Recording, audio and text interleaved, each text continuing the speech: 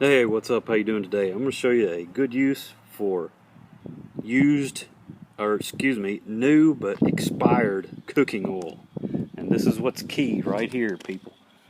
I can't be held responsible for some big dummy that puts this in a gas motor. That's not a good idea. That won't work. But it'll burn, a diesel will burn this stuff. And this is not full-blown biodiesel like you would buy from a pump somewhere. This is just what I call PMDF, poor man's diesel fuel. I make some from used motor oil and used transmission fluid, and eventually I want to get my hands on some used cooking oil because it's a cleaner fuel. Doesn't, pollute and all that good stuff as bad. But anyway, this is nothing special. It's just a old 2006 Volkswagen Jetta with the little 1.9 TDI turbo diesel 4-cylinder.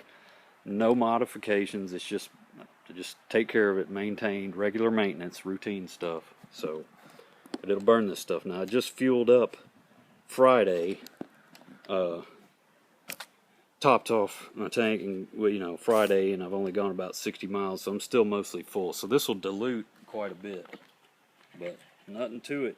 This is from expired last year.